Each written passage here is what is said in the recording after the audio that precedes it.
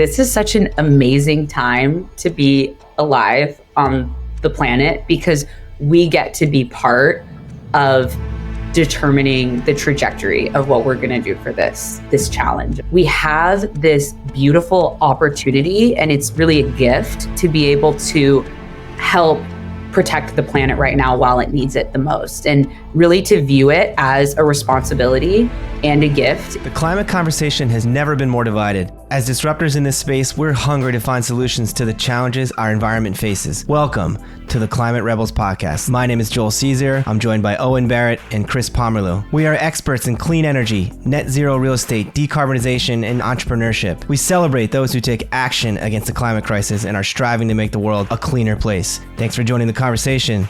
Now, let's get to work.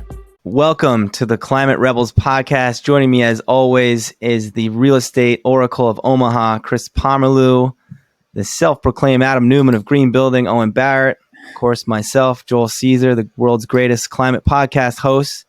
Today's guest is Carissa Cabrera. She's a marine conservationist, sustainability educator, and climate activist making waves on TikTok with engaging content focused on raising awareness about climate change in the ocean. We dove deep into nature-based solutions around blue carbon. She educated us on the Ocean Climate Act. She was a wealth of knowledge and inspiration. She had some really cool sound bites of how we need to be approaching our work. Really fascinating. What'd you guys think? I was just happy to hear her approach on that whole social media thing was important for us to hear, I feel. Owen and I are on phone calls with attorneys, or Joel, you're thinking about what to do and when you're preparing for something like this or writing different content, LinkedIn or whatever. And like sometimes it can be tough to realize it's such a huge opportunity. And she places herself in that position so she can implement, like she said, but also educate. And it was revitalizing to hear that.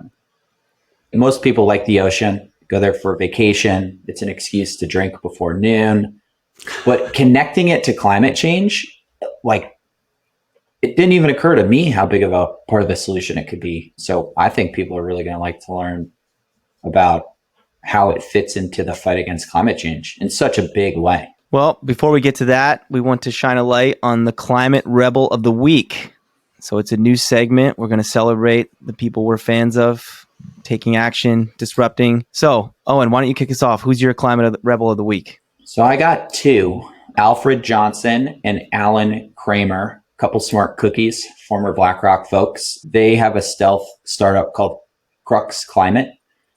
And so with the Inflation Reduction Act, the tax credits are now transferable, which is amazing. It means that we can sell our tax credit to somebody else that wants it, which is valuable for us because we can turn it into cash. However, because it's such a new opportunity, there's not really an efficient way to do it yet. It's a really segmented market. So these guys, if they're successful in setting up their platform, will help us and every other organization that doesn't necessarily have a tax appetite, but wants to do renewable energy and storage, sell their tax credits. It's huge. And by making that process easier, you're going to get more adopters who might otherwise have not recognized the full benefit of that investment in solar on their building. Yeah, sure. I mean, even like homeowners, right? They're generating a tax credit, but they have to wait until they file their taxes to get the refund. What if you could get it immediately? This is a great idea. What were their names again? Alfred Johnson and Alan Kramer. All right, Alfred and Alan. We know you're going to be listening. Let's get you on the show. That's dang right.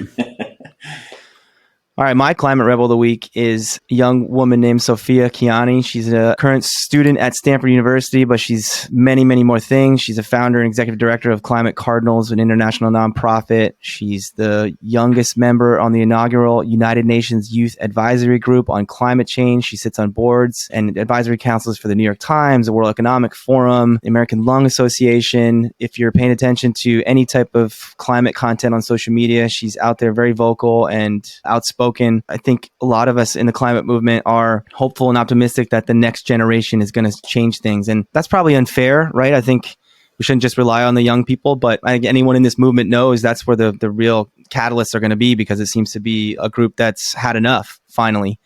And it's not easy as a young person to put yourself out there and become a spokesperson, because we also know that people who put themselves out there, especially in the climate movement, are going to be seen as adversaries to some very powerful people and companies and organizations. So I want to give her a ton of credit, and she's an inspiration, and we're all rooting for her to continue sharing her message. And again, we'd love to have her on the show. Today's guest is a marine biologist and the founder of her own conservation company dedicated to promoting sustainable practices and ecosystem regeneration. We were captivated by her content on TikTok and the wealth of knowledge she shares about the ocean and her love for protecting it. We're excited to dive deep into these conversations about the ocean. So welcome, Carissa, to the Climate Rebels podcast. Thank you so much for having me today. I'm really excited to talk about the ocean in this episode and hopefully the future too. So Carissa, we got lots to discuss, but we like to start every show with the same question. How are you a climate rebel? Yeah, I think that, first of all, I love that you start with the same question because I feel like it connects all of your guests. I think that, I guess I would say I'm a climate rebel because, and I don't know if this is a rebellious behavior, but I believe the ocean is the answer to the climate crisis, and it's not talked about enough. And so I try to share that message everywhere. And sometimes people are like, wait, what'd you say? I want to learn more about that. Or why do you think that? And it feels sometimes like a hot take to people. But at the end of the day, like that's what I fundamentally believe, that we're underutilizing as a resource to fighting the climate crisis. Well, I don't think that's rebellious at all. I think you're going to find a few people here who agree with you. Yeah. So I'm going to apologize to my fellow hosts here that if I might try to dominate this conversation. We've had some really cool guests on, Carissa. It's a new show, really people doing fascinating stuff out there. But I have to admit, I was most excited about this episode. My love, or I guess my entry into the world of climate and sustainability stems from my love of the planet, and probably most primarily with my love of the ocean. And I agree with you. There's so much connection between the ocean and the climate crisis and so much opportunity. So again, apologize to Owen and Chris, but I may be asking a lot of these questions here. Can I jump in with a question before you take over, Joel? All right, you go first. So, I mean, that's news to me that the ocean can be a major solution to the climate crisis. I've spent the last 10 years kind of dedicated to decarbonization in the fight against the climate crisis. So Joel, maybe this is going to be one of your questions, but can you just like high level, what is it about the ocean that's so special, and what role does it play in the fight against climate change? Yeah. So the ocean, we evolved from the ocean, and the ocean covers around 70% of the surface area of the planet. So I always like to remind people, like, this is a blue planet. We live on a blue planet, even though we all happen to be on land right now. And it also generates around 50 to 80% of the oxygen we breathe. So I also try to remind people, like, every time you take a breath of air, no matter where you are in the world, you're deeply connected to the ocean, but also benefiting from the ocean. But the reason that I always say that it's our biggest underutilized climate solution is because we've got phytoplankton, we've got algae, we've got seaweed that are photosynthesizing all day and night. And they are sucking carbon out of the atmosphere and replacing it with clean air and oxygen. And so when we think about the fact that the ocean is generating 50, 80% of the oxygen we breathe, it's this huge buffer to everything that we've been doing. It like absorbs around like 80 to 90% of the heat. So we haven't even really felt a huge amount of global heating because the ocean has been so graciously buffering us against it. And I try to, when I think about solutions, I just think it can be harnessed in a way to help expand that buffer and bring down more CO2 out of the atmosphere and sequester it into the ocean where it can stay for like millennia, right? And I think that, we'll get into it, but there's lots of ways to do that, whether it's through kelp farms or protecting blue carbon or things like that. And it's just so vast, right? We have unlimited potential when it comes to using it as a tool for this crisis that we're in right now. I had no idea. I wanted to talk blue carbon, so let's go right there. We'll talk a little bit about the three of us and our business venture, but one of the things Owen is outspoken about is criticizing big companies for investing in carbon removal or carbon offsets instead of emission reduction, decarbonization. But I think there's a place for all of it. We'll talk about that. And, anyone who follows your content, Carissa, knows you just spoke about some of it. Kelp, mangroves, oysters. There's all these nature-based carbon removal solutions that companies could be investing in to enhance the carbon intake of those already natural systems and all the co-benefits you'll get from enhancing those ecosystems. So I guess, why don't you tell Owen he's full of shit? You know, the carbon dioxide removal, like the climate tech companies, all those things, I do think there's a place for it. Like, I'm glad everyone's part of the conversation and bringing their own solutions to the table. That's what we need. We need everybody working together. And so, but I just feel like I'm a really big proponent of efficiency. And I think that it's more efficient to probably work with these natural systems that have evolved for millions of years to regulate our global climate system. And so that looks like the ocean, that looks like blue carbon sources like kelp forests and mangroves and things like that. And I just, when you think about how some of these CDR solutions are like not necessarily at scale yet, and we have, you know, only so much time, we really do need to be thinking about it from a perspective of efficiency. And like, just to give you guys some context, when you think of like a great carbon sink, people like to talk about the Amazon rainforest, right? They call it like the lungs of the planet. But like mangrove forests can sequester like 4 times as much carbon as like tropical forests. But people might not know about it, or they're being lost to development and not being protected in marine protected areas, right? And then you look at like kelp, which we've got some folks here in California, like it's all over the coastlines there.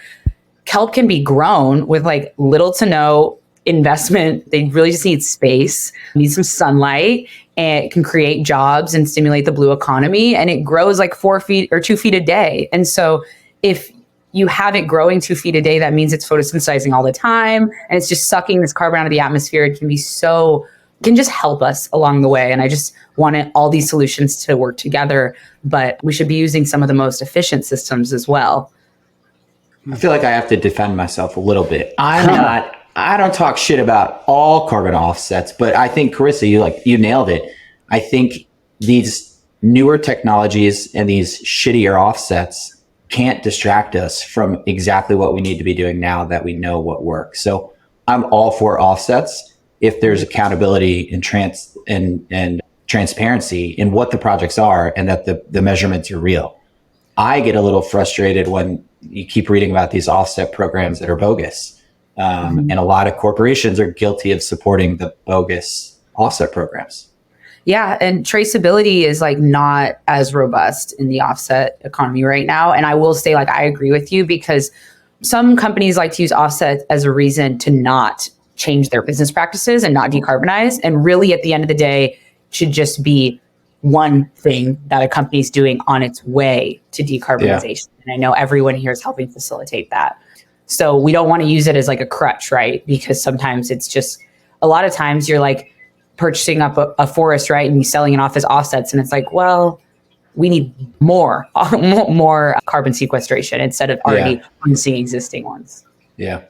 And just, Carissa, just to distill this a little bit for our audience, because we dove right in there. I mean, maybe you can correct or enhance what I'm going to say, but big companies that have a net zero commitment, they're going to try to reduce emissions on one hand in their operations. But on the other hand, in the current economy, there's only so much they can do. And then they go to the carbon removals, and they could be investing in technology like direct air capture, which is big machines that are now sucking carbon dioxide out of the air, or nature-based solutions like protecting or enhancing afforestation, or in blue carbon standpoint, as you described, investing in enhancing kelp forests and mangroves. Is that about right? Yeah, definitely agree with that. I think it's like, there's many different ways to do it. And I want especially leading companies to help set the precedent to kind of go above and beyond and not just do offsets, but also everything else you just mentioned. Very cool.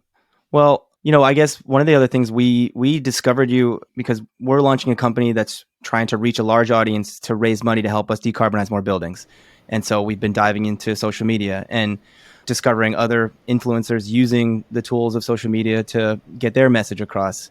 So I guess describe your path into this influencing world you're in, and is it working? Yeah. And maybe even help us with some tips and tools of how it's effective for you.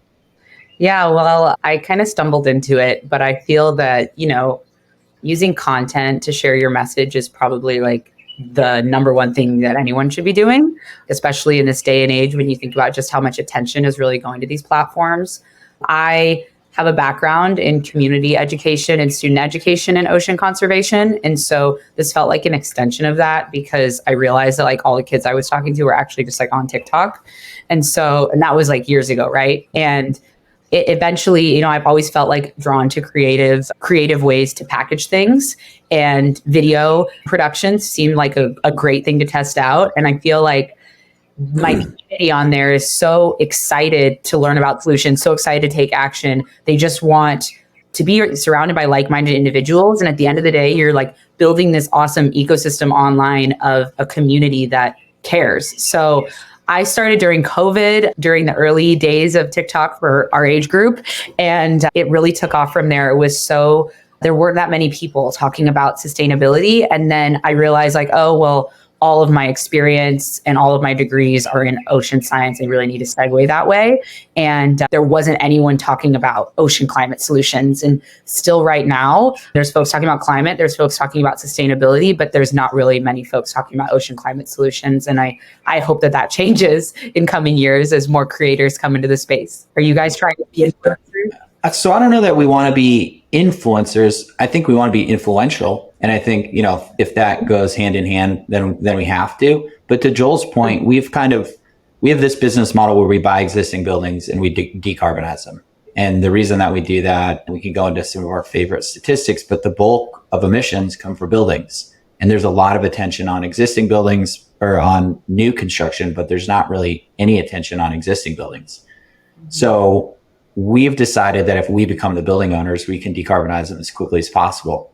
In that sort of evolution of the business model, we've also learned that a lot of impact investors are not authentic in that they say they want impact, but they don't actually. They're sort of investing the same way they always have, even though they say they want environmental impact. So we've again pivoted our business model to, instead of getting $10 million checks from, a rich family or private equity, we're going to try and go after 1 million people to each invest $10. Our minimum investment is actually $250, but the barrier to entry is pretty low.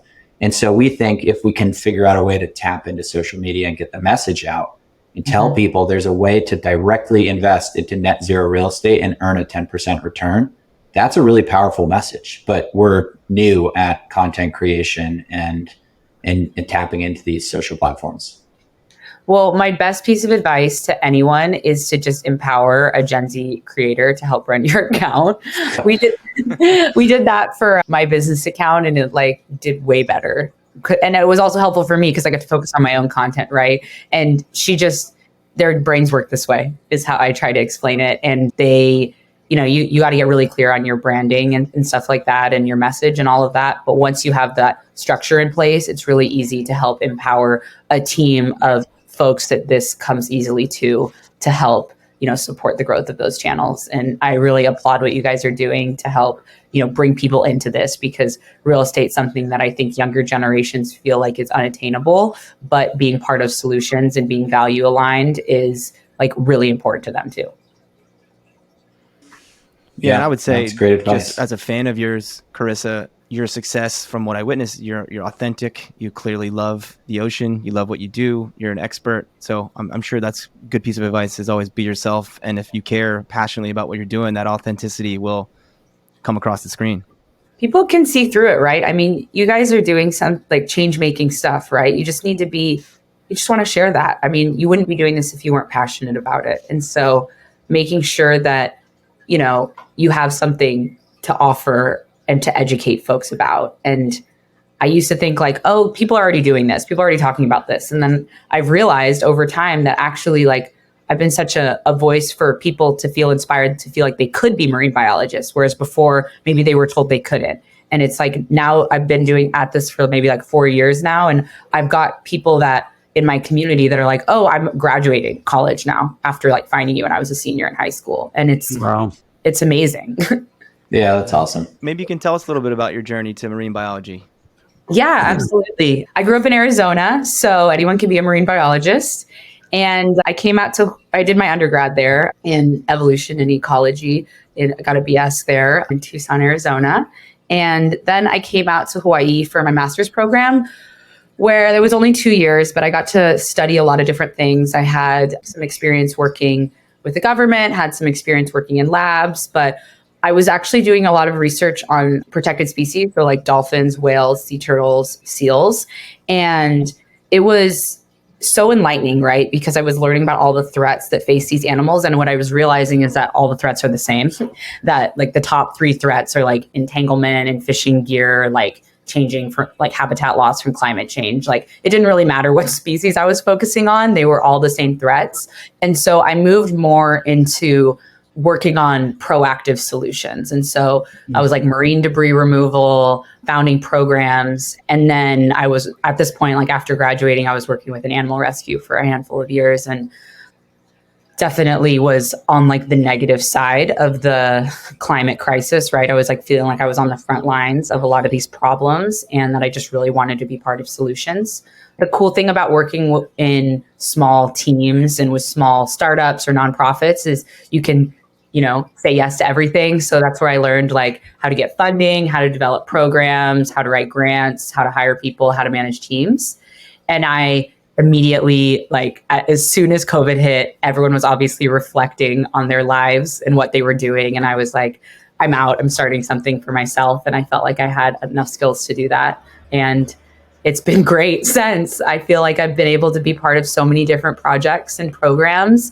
We're working on local policy right now in Hawaii. We're working with marine debris. I'm working in coral gardening. It's been so beautiful to be able to just help everyone in marine conservation here and just kind of say like, okay, I've like given my piece to this initiative and now I'm going to move on to something that I think is also efficient. And there's just such a gift in working freelance and working for yourself, as I'm sure all of us here know. It's really interesting to think about your experience as a scientist, forcing you to wear all those different hats, but how that translates into being an entrepreneur. I think that there's a place for research, right? But I realized like we weren't going to solve these problems if only scientists were getting more knowledge and then not sharing it with the public. And or like maybe it's behind barriers to access or too hard to understand. And so like we have great scientists doing incredible discoveries, but now we need everybody else. And that's how media kind of came into this because it felt like the bridge.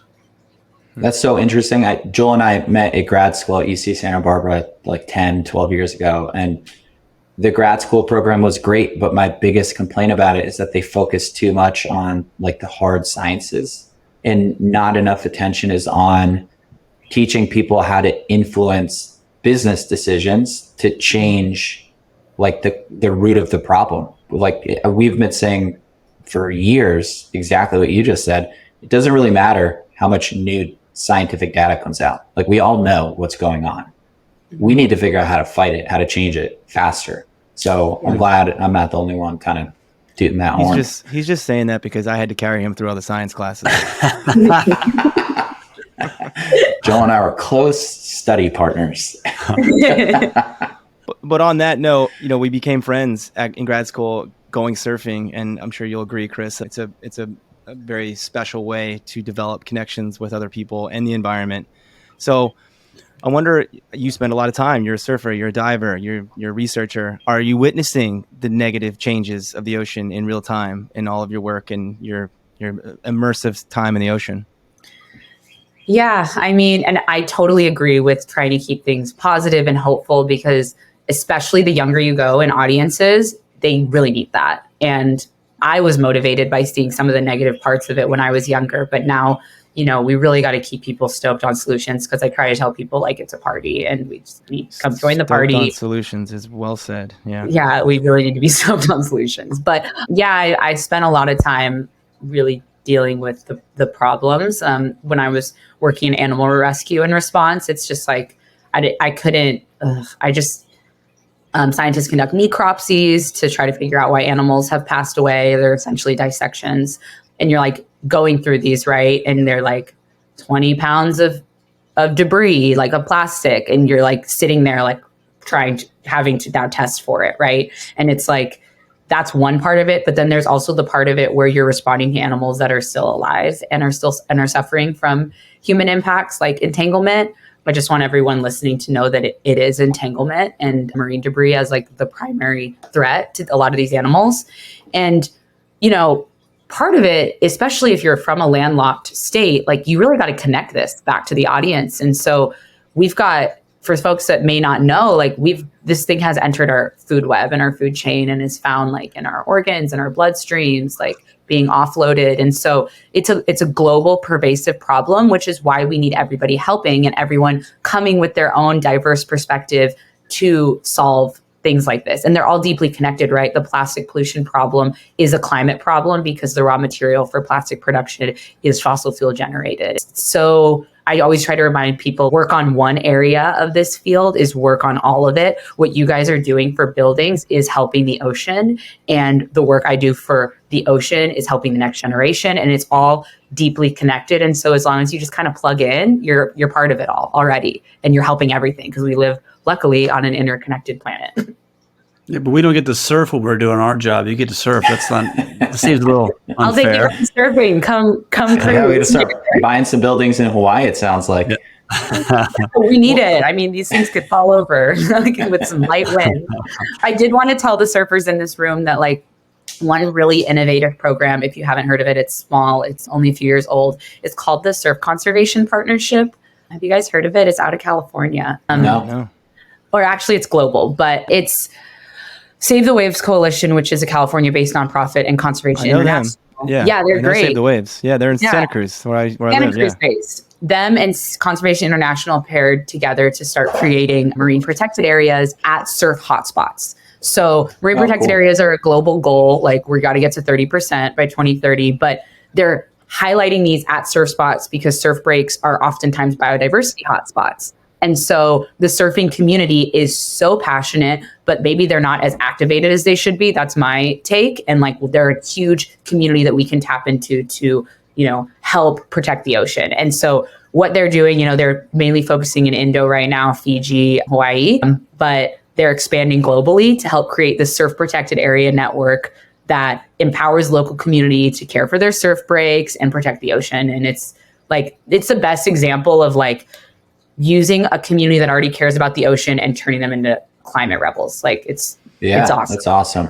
I couldn't agree more. I was fortunate to go on a Save the Waves boat trip around the Santa Cruz surf breaks because the CEO is based there, and he invited me and got to cook on this really cool Jack O'Neill catamaran and look at the breaks of Santa Cruz and talk all about the geology and the things that cause those breaks to be surf breaks.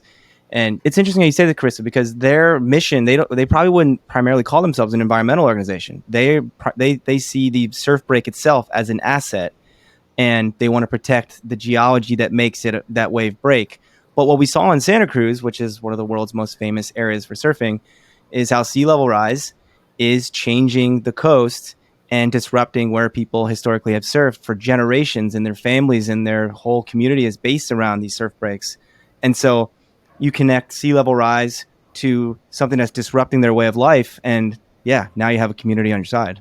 Yeah. And the huge piece of this, right, is economics too. Like, and you all know that so closely because of the way that you're intimate and you're working through investments. But this coalition or this partnership between CI and Save the Waves, they're also piloting Surfonomics, where they're trying to price out the value of the wave for the local community there, so that when you go to implement policy to protect these coastlines, you're like, this is how much it's generating, this is how much jobs it's creating, this is how much people are coming here and then spending money at the local businesses. And it's definitely more compelling that way when you're working from the policy side. Oh, it's crazy, those numbers. I did a lot with Surfrider when I was in LA, and the CEO, Chad Nelson, has all these amazing stories of places he's helped protect around the world by using the economic angle. Mm-hmm. I've never put sea level rise, I've never connected it to how waves might change. That's fascinating. I've never thought about that. Same with coral reefs breaking. Like, a lot of surf breaks are reef breaks. And so if the reef is dying, like, you're losing your break. Like, pipeline on North Shore is like a big one that will change drastically as the reef degrades. Yep, and development. I mean, in Malibu, another famous surf break, some of the ways they've disrupted the creek in the lagoon there that feeds this one of the world's most famous breaks there in Malibu. Also, you can argue is environment meets development meets climate. It's all very, very real. Yeah, in our backyards. Well, Carissa, we always try to make sure our guests are helping educate us and our audience. You posted recently about the Ocean Climate Action Plan. Yeah. So I won't put you on the spot here to tell us everything in it. People should go to your TikTok post. It's a great way to learn about it, but maybe you can summarize it for us. I was so excited when that announcement came out. The Ocean Climate Action Plan was released by the administration, by the White House, kind of as a framework of ways that we're going to harness the ocean for climate solutions, which is great. It breaks it down into a few different areas. Ocean-based CDR was one of them, but also nature-based solutions, which we've had a chance to touch on. That includes like coastal communities. I really appreciated that the plan highlighted working with coastal communities as well as indigenous groups and tribes to help, preserve resources from a place-based approach. I'm a big fan of place-based solutions. I think that, the people that live there know best what their area needs. But really, ultimately, from my perspective professionally, is this plan now gives a framework for the administration to distribute funding for these priorities, whatever they are. And that means grants, that means nonprofits being able to scale work that hits these points. And it also means like a lot more action in coming years because of this plan from the top down, which is great. But, it's really dense. It's a heavy document, but just to give some high level takeaways, it has investments into marine protected area networks, expanding them, building resilience within them, and kind of making sure they're efficient and working as they're supposed to. And then nature-based solutions where we are harnessing blue carbon sources, whether it's whales or kelp or whatever, to help bring carbon out of the atmosphere and put it into the ocean. And then also fisheries and aquaculture, which is a huge piece of food security for our growing population and blue economies on the coastlines. So those are my three favorite takeaways, but it's a dense document. I'm so excited to see how the IRA and this Ocean Climate Action Plan play out. I mean, it's so much money to decarbonize and you use decarbonize when you're talking about ocean technologies. Like, what's the word? So, carbon. Yeah, like industrial shipping. Probably. They're working to decarbonize industrial shipping. I think that was highlighted in the plan as well. So yeah, we do use that language as well. It's just going to be cool to see how it plays out. On that point too, I feel like I saw you post recently about sort of this controversy about offshore wind farms and a lot of the critiques they get for disrupting whale populations. And I think maybe you had a perspective that there's a myth to dispel there. Yeah, I think that folks that might not want to decarbonize want to grasp at straws, and those straws happen to be that this is the offshore wind development will kill whales. And I just wanted to bring my perspective because I worked in whale response and rescue for 4 or 5 years. And so environmental assessments are conducted with all development. And so especially ocean development. And I think that when it comes to offshore wind, like we need to decarbonize our energy sector, and there's costs and trade-offs to all of that. And I don't believe that it's going to kill all the whale populations. I think we need to be sensitive, like maybe not put it exactly in the North Atlantic right whale feeding grounds and mating grounds on the East Coast, like maybe not there, but still use these. We have to use the ocean to our advantage when it comes to decarbonization, especially of the energy sector, because I also, we have wind farms here. It's beautiful. I love how much clean energy we have accessible to folks in Hawaii, but mostly they would threaten, birds and if anything. And so kind of just reframing this conversation grounded in reality would be so helpful. Reality, that helps. That is So important there's experts like you, Carissa, with a platform, with an audience, setting the record straight. Well, that's kind of what I try to tell like labs and scientists here and nonprofits. I'm like, you guys need a social media presence because people need to know what's up. When I'm working, I do invest time in continuously building my platform because I just don't know if these conversations would be had if you didn't have like a huge reach that social media enables you to get. But, it's hard to grow a platform, all the things you guys already know. It's not easy. But it's good that you're educating the listeners, though, because a lot of it's you can support the entire movement, but have no idea how to implement. And I think we're kind of full circle to what we talked about earlier. There's a lot of researchers and scientists or people that care, but teaching them how to implement is probably the most important. And so that's why what you're doing is so important, and obviously what we're doing as well. Yeah, no, I agree. I agree completely, Chris, because it's like we're not in an information deficiency at this point. We need to inspire people. We're like at an inspiration deficiency, right? And so just like finding ways to invite people however they fit. And like you guys are a great example of that. You're like, I'm passionate about these things, so we're gonna found a solution based on these things that I'm passionate about. And then you're stoked to go to work and you're stoked on solutions, which it sounds like is the slogan of the episode. Man, I like it. I think you got to trademark that phrase. I might steal it from her. It's also cool to think about this. What we're excited about with this podcast is bringing on guests like yourself who, if people think we're experts in green building, decarbonization, real estate, you might not expect to see Carissa Cabrera here on the episode, but we're trying to cross-pollinate our audiences, right? Our audience needs to learn about the ocean. Hopefully your audience can learn a little bit about real estate, and we're going to bring in lots of other cross-functional people trying to tackle this fight from every angle we have.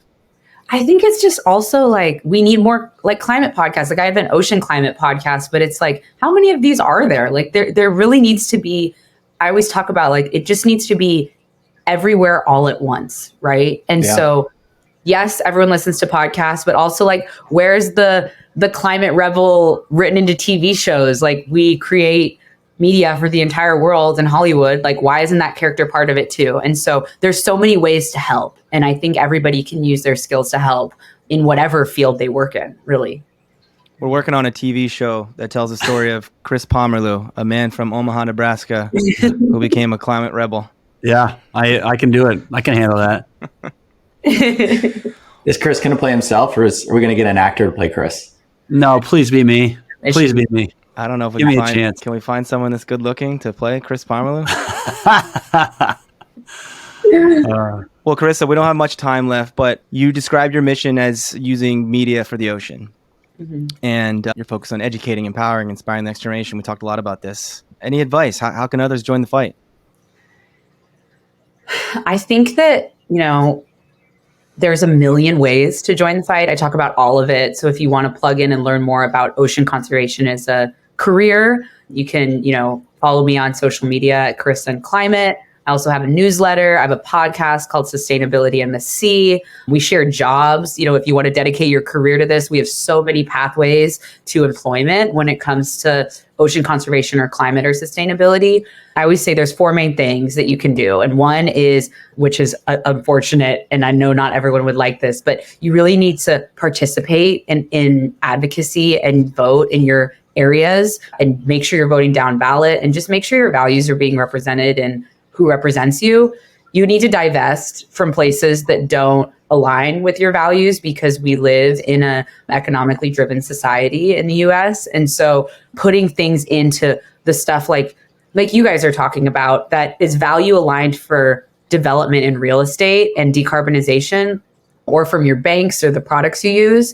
And then I always say plug into organizations. Joel highlighted Save the Waves. There are a million in your backyard that you might not even know about. And they're full of really cool people that care about all the stuff that you care about. And it's like medicine when you have a community that cares around you. And then the 4th, I always say, which is, and all these are free, right? It's like, stay vocal, because at the end of the day, a lot of people don't want to talk about climate because they don't think that other people want to talk about it. When in reality, we are all on the same page now. We all understand that it's an important topic and it needs to be represented in our conversations. And so find ways to talk about the environment or go into nature yourself. Also, whenever you're overwhelmed about anything, just go outside. It's immediate relief. That's great advice. Especially in Hawaii. You can go outside now. Just breathe in that fresh air. You're connected to the ocean. Well, the get involved message too, I would, even if folks are listening to this and they think they don't live near the coast, I mentioned the Surfrider Foundation as well. Every watershed on this planet is connected to the ocean. So if you want to protect that ocean, there's Surfrider chapters that are way upstream that are working around rivers and lakes. So I'm not saying everything needs to be Surfrider or ocean based, but I would say if this podcast, your content resonates with folks and they think, I don't live by the coast, how do I get involved in saving the ocean?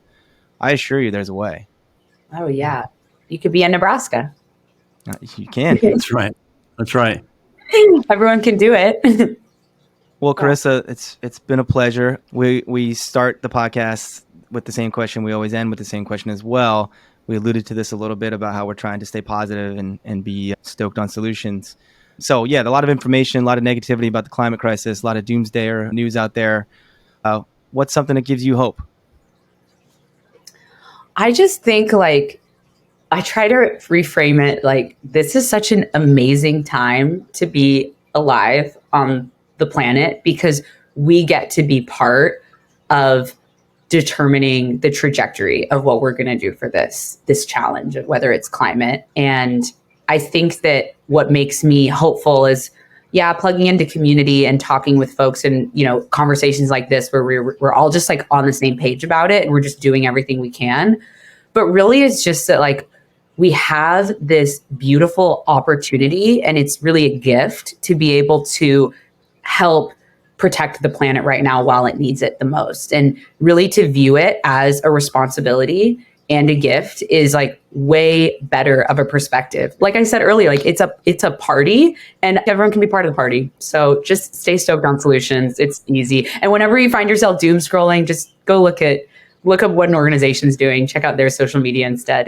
It's way more inspiring and they need your help. Doom scrolling. I don't know if I've heard that before, but I feel that deep rabbit hole. Plus, I'm excited to always be invited to the party. That's certainly a happy way to look at it. We're all victims of doom scrolling sometimes. You just gotta, that's when you go outside. Yeah. Fair. Well, you mentioned a little bit earlier about where people can find you. Is there anything else you want to plug?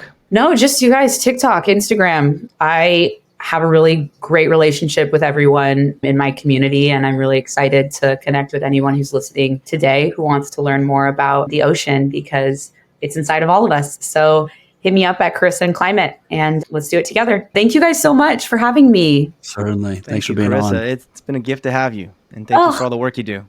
Oh, lovely. Let's do it together. I'm excited. Thank you, everyone, for joining. You can find us on most of the social media platforms at Join Raven. So that's Join, and Raven is with a Y, RAYVEN. You can find this podcast and more great content at joinraven.com.